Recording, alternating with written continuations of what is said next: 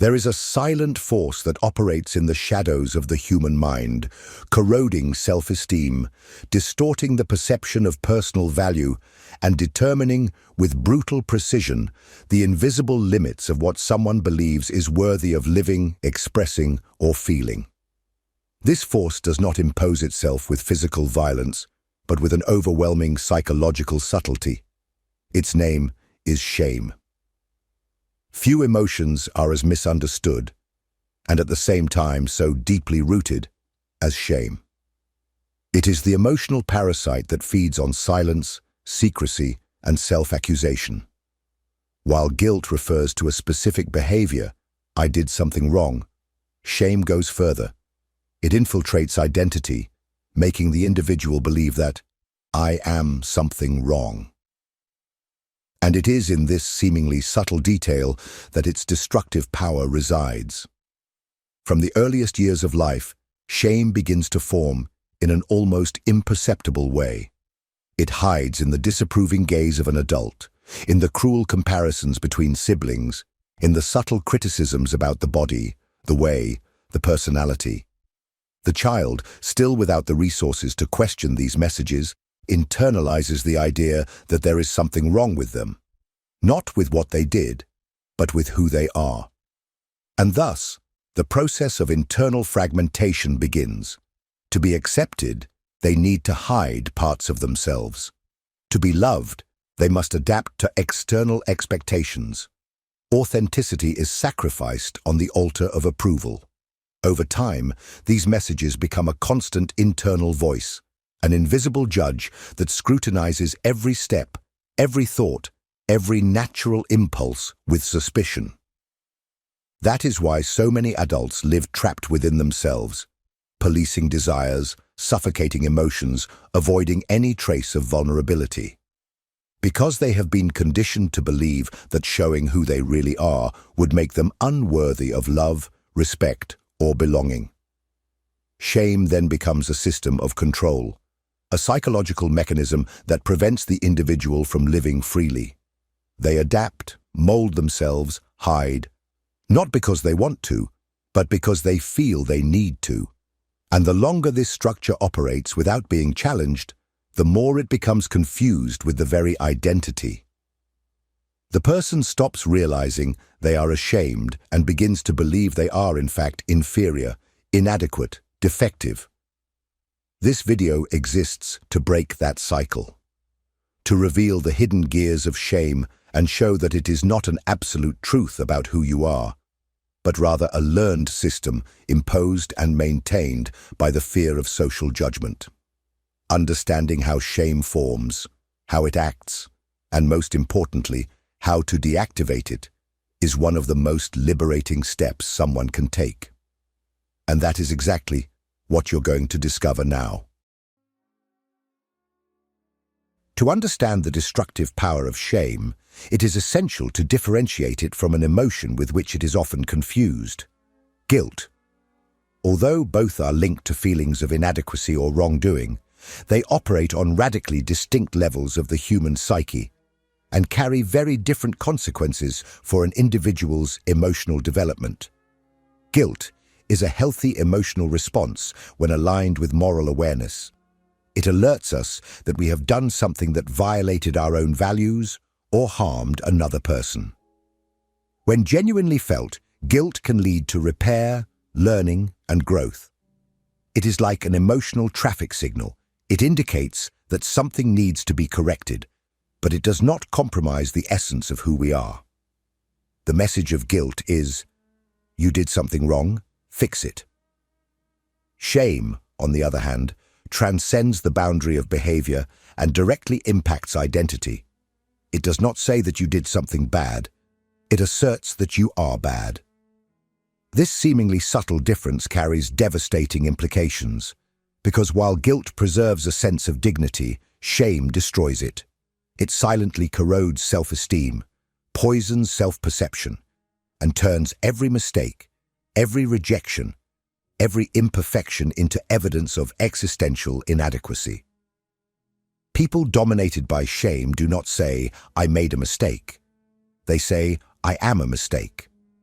And when this feeling becomes chronic, it not only limits the authentic expression of the person, but forms the basis of a toxic identity.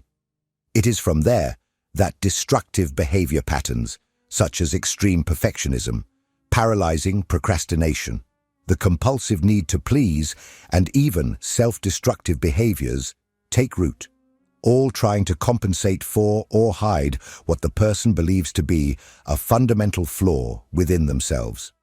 Shame is silent, but relentless. Unlike guilt, which can be rationally processed, shame seeps into the body, into emotional memory, into unconscious gestures. It manifests in downcast eyes, in body rigidity, in difficulty exposing oneself, in accepting oneself, in loving oneself. And the most dangerous part, it camouflages itself. Often we do not realize that we are operating from shame because it has already become part of our way of being. But where, after all, does this shame begin? How does something so corrosive settle in so early and so deeply in the human mind? In the next section, we will investigate the origins of shame and discover how, from childhood, we are trained to believe that there is something wrong with simply being who we are. If this content is making sense to you, click the subscribe button and subscribe to the channel. Thank you for your support. Shame does not arise with the human being. It is constructed, conditioned, and transmitted. No child comes into the world believing that there is something wrong with themselves. On the contrary, the natural state of the human being is authenticity, expressing desires, emotions, and impulses without fear, without censorship. However, this pure and spontaneous state begins to be repressed very early, usually by those who should protect and nurture that authenticity: parents, caregivers, teachers, and society as a whole. It all starts with small gestures that seem harmless. A disapproving look when the child cries, a subtle comparison between siblings, an impatient comment in response to a question or curiosity, an exaggerated punishment for something that was merely an attempt to explore the world. It is in these moments that the child begins to internalize a dangerous message. If I am myself, I will be punished. If I express what I feel, I will be rejected. If I show who I am, I will not be loved. This process of internalization is deeply traumatic, even if it occurs without shouting or explicit aggression.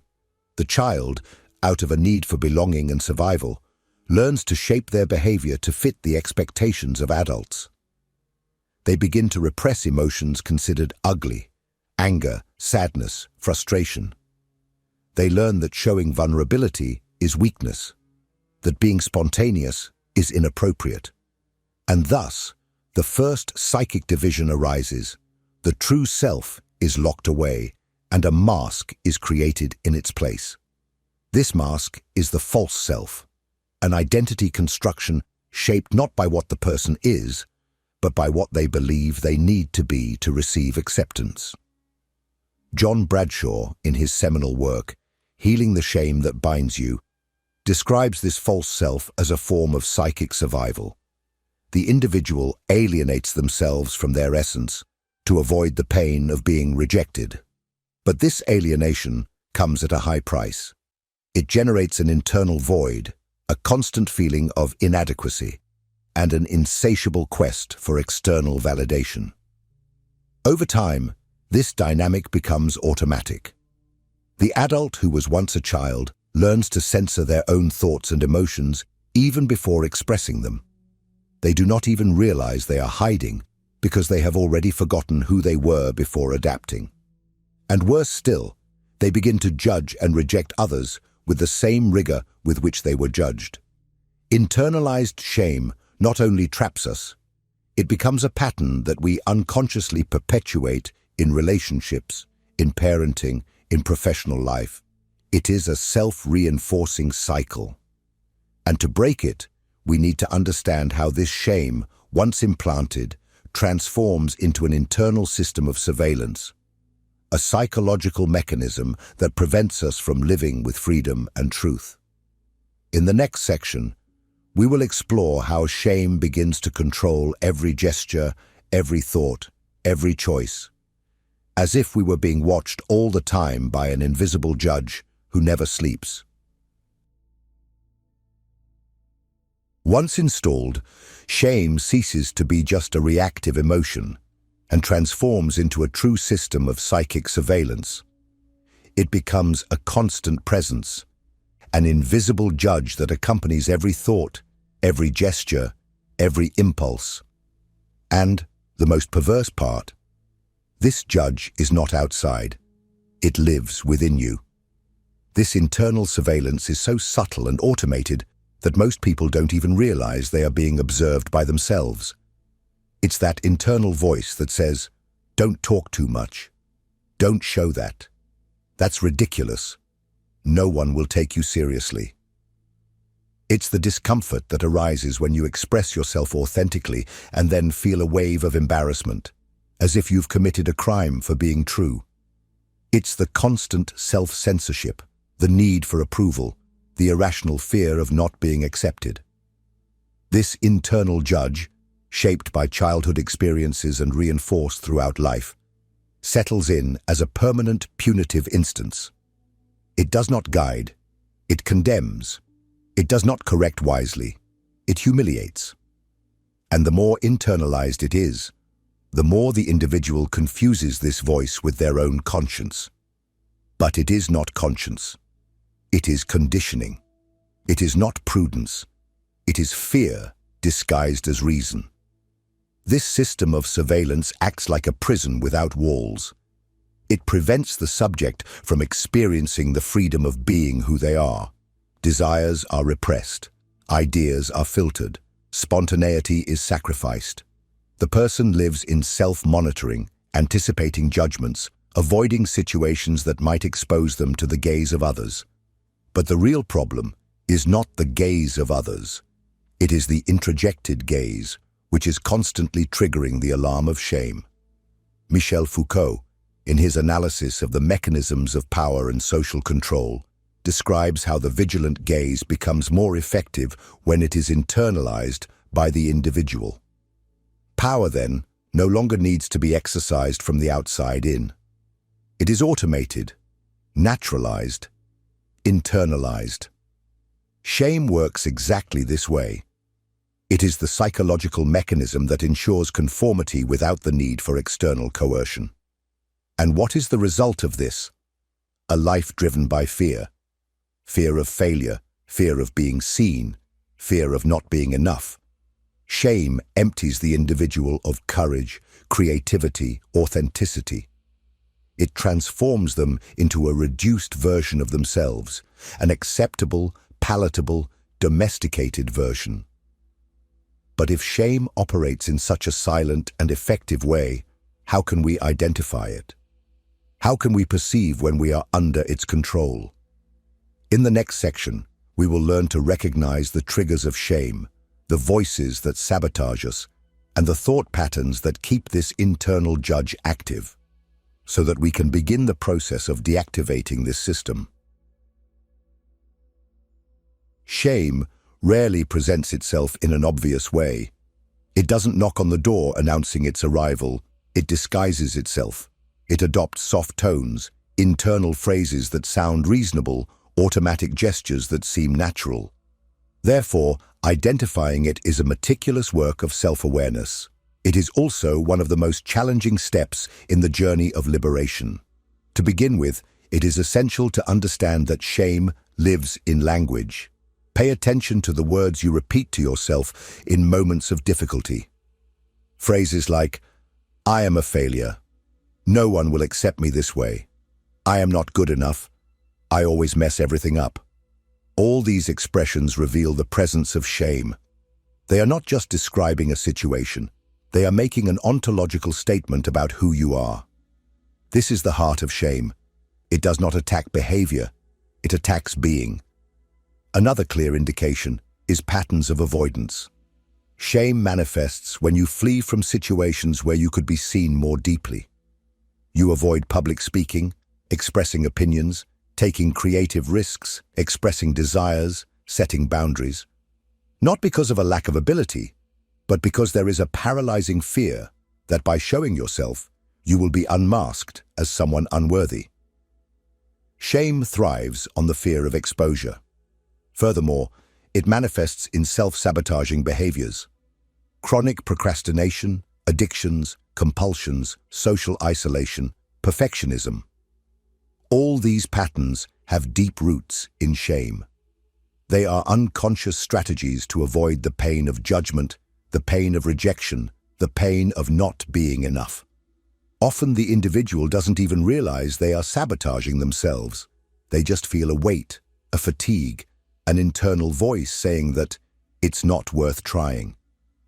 There is also a tendency to project shame onto others. People dominated by internal shame often become critical, judgmental, or overly demanding of others. This happens because, by attacking outside, they try to numb the pain they feel inside. It's as if they are unconsciously saying, "If I can't accept myself, no one else deserves to be accepted as they are." Recognizing these signs is painful. It requires courage, patience, and profound honesty with oneself. But it is also liberating. Because from the moment you identify the voice of shame, you begin to separate what is you from what is conditioning. You start to realize that this internal judge is not your truth. It is an echo of the past. And then the inevitable question arises, what to do with this? Now that you recognize the enemy, how do you deactivate it? How do you silence those internal voices that sabotage your freedom? The answer lies in self-compassion, but not that superficial version that trivializes suffering. I'm talking about an active, deep, and courageous compassion. In the next section, you will understand how to cultivate this transformative strength and finally begin to break the cycle of shame. If what you're hearing resonates with you, you'll find real value in my ebooks. Beyond the Shadow breaks down Jung's core ideas, while Dialogues with the Unconscious gives you a 30-day path to apply them in your life. Both are linked in the pinned comment. Shame takes deep roots when a person believes they need to earn love, acceptance, and respect. When they start to condition their own worth to performance, appearance, or an idealized behavior that can never be fully sustained. Breaking this cycle requires much more than willpower. It requires the courage to confront one's own wounds, and above all, it requires self-compassion. Self-compassion, contrary to what many think, is not treating oneself with blind indulgence. It is not pretending that nothing hurts. It is not repeating empty mantras in the mirror, trying to force self-esteem. True self-compassion is a revolutionary act. It is recognizing one's own pain with clarity and still remaining present. It is looking at the most vulnerable parts of oneself without contempt, without judgment, without escape. It is creating an internal space where you can exist wholly, even with flaws, imperfections, scars. Kristin Neff, one of the leading authorities on self-compassion, states that this practice is not a weakness, but a powerful form of emotional self-regulation. When you practice self-compassion, your nervous system begins to come out of a constant state of alert. You exit the threat mode, activated by shame, and enter safety mode. And it is in this state that true growth occurs. But to get there, one must go through a crucial phase, confronting the internal voice of shame. This voice, which for years has been considered an unquestionable truth, needs to be challenged. You start to ask, who taught me to see myself this way? Where did this belief that I am inadequate come from? What makes me believe that my worth depends on others' approval? These questions are not rhetorical. They are instruments of dismantling. Because as you answer honestly, you realize that the shame you carry was not born with you. It was learned. And everything that has been learned can be reconfigured. This is the turning point. The realization that you are not the problem. You have a problem, shame, but that does not define who you are. Practicing self-compassion also means allowing yourself to make mistakes without self-destruction. It is understanding that failure is part of the human experience and that there is no authentic path without stumbling. It is starting to treat yourself as you would treat a wounded child, firmly but gently, with responsibility but also with love. And gradually, the cycle begins to break. Shame, once absolute, starts to lose its power. It does not disappear immediately, but it loses its monopoly over your identity. And that is freedom. But the journey does not end here, because shame, as we said, survives in the dark. To truly weaken it, it must be exposed. In the final section, we will explore how bringing shame to the light of consciousness radically transforms its presence and reveals a new path, one of living with authenticity, courage, and truth. Shame is a psychological parasite that only survives in environments of darkness, silence, and secrecy. It feeds on what is not said, on what is hidden, on what you try to erase within yourself. But when you have the courage to look at it, to name it, to tell your story, even if just to yourself, something extraordinary happens. Shame loses its grip. Not because it disappears completely. It will still try to show up. It will still whisper old lies in moments of vulnerability. But now you know, that voice is not you. That pain does not define your worth. That prison is not eternal. Shame, once illuminated by awareness, begins to dissolve, because it was never a truth, just a construct. A lie repeated so many times that it seemed real. The key to living an authentic and courageous life is not in trying to become perfect, but in allowing yourself to be human, to err, to feel, to change your mind, to be vulnerable, to fail, and to continue loving yourself through it all. Shame tries to convince you that there is something in you that, if exposed, will make no one love you. The truth is exactly the opposite. It is when you expose yourself with truth that real love becomes possible, including self-love. At this moment, you may be carrying old weights, phrases you heard in childhood, looks that marked you, experiences that left scars. But now you have tools. Now you have language. Now you know where to look. And when you see clearly, you are no longer trapped. You no longer need to hide. You no longer need to mold yourself. You no longer need to apologize for existing. You are not your trauma. You are not your failure. You are not the distorted image that someone once projected onto you. You are a whole, worthy, capable being. And from now on, every step you take toward your truth will be a blow against that internal system that tried to keep you small. If this video touched something within you, comment below. I choose to live with truth. Your vulnerability can inspire others who are still in silence. And if you know someone who needs to hear this, share it. Spread this light. And don't forget, keep watching. The next video is important for your journey. You have already started this process. Don't stop now. Shame will not control you again. Never again.